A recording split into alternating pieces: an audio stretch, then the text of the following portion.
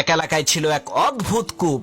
লোকেরা যখন ওই গহীন অন্ধকার কূপ থেকে পানি তোলার জন্য কূপের মধ্যে রশিতে বাঁধা বালতি নামিয়ে দিত, তখন ওই রশি ঠিকই থাকতো, কিন্তু বালতিটা কূপের মধ্যে উধাও হয়ে যেত। এই আশ্চর্য ভূতরে কাণ্ড দেখে এলাকার সমস্ত লোকেরা বলাবলি করতে লাগলো যে নিশ্চিত এই কূপের মধ্যে জিন ভূত আছে। এলাকার সমস্ত গণ্যমান্য ব্যক্তিরা একত্রিত হয়ে দেশের বড় বড় কবিরাজদেরকে নিয়ে আসলো ওই কূপ থেকে জিন ভূত তাড়ানোর জন্য। কিন্তু দুঃখের বিষয়, কোনো কবিরাজই এই সমস্যার সমাধান করতে পারলেন না। অবশেষে সেই এলাকার একজন দুঃসাহসী বালক বলে উঠল, আমি এই কূপের ভেতরে নেমে দেখবো এর মধ্যে আছে কি। ছেলেটির এই কথা শুনে এলাকার সমস্ত লোকেরা হতভম্ব হয়ে গেল। সকলেই তাকে বলতে লাগলো, ভাই, এই কাজ করা তোমার মোটেও ঠিক হবে না, এটা কিন্তু তোমার আত্মহত্যার শামিল। তখন সেই ছেলেটি বলল, ইনশাল্লাহ আমার কিছুই হবে না, তবে আমার একটা শর্ত হচ্ছে, যেই রশিটা আমি মাজায় বেঁধে এই কূপের মধ্যে নামবো, ওই রশিটা তোমাদের সাথে আমার পিতাও যাতে ধরে রাখে। এলাকাবাসী বলল, এটা আবার কোনো শর্ত হলো নাকি? ঠিক আছে, তোমার পিতাও আমাদের সাথে রশিটা ধরবে, কোনো চিন্তা করবা না। কথা অনুযায়ী মাজায় রশি বেঁধে সেই ছেলেটি কূপের মধ্যে নেমে দেখতে পেল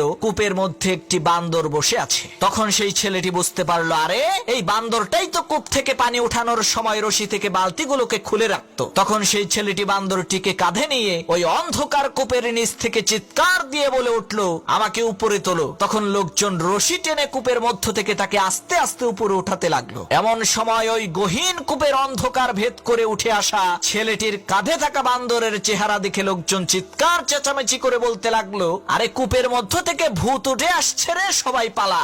ভূতের কথা শুনে যে যার মতো এদিকে ওদিকে ছুটে পালিয়ে গেল। কিন্তু ওই ছেলেটির পিতা রশি ছেড়ে কোথাও গেল না, কারণ তার কলিজার টুকরা সন্তান যে ওই কূপের মধ্যে আছে, এ কারণে সে তার সমস্ত শক্তিকে একত্রিত করে রশি টেনে একাই তার সন্তানকে কূপ থেকে বের করলো। এরপর দেখা গেল তার ছেলে কূপের নিচ থেকে কাঁধে করে একটি বান্দর নিয়ে এসেছে। তখন সেই ছেলেটি তার পিতাকে বলল, বাবা, আমি জানি আমার বিপদে সবাই পালিয়ে গেলেও তুমি কিন্তু পালাবে না, এজন্যই আমি শর্ত জুড়ে দিয়েছিলাম যে আমাকে টেনে তোলার রশিটা যাতে আমার পিতা ধরে রাখে। প্রিয় ভাইরা, এখান থেকে বোঝা যায় যে বিপদের মুহূর্তে সবাই আপনাকে ছেড়ে পালিয়ে যেতে পারে, কিন্তু আপনার মা বাবা আপনাকে বিপদে রেখে কখনোই পালাবে না, ইনশাআল্লাহ।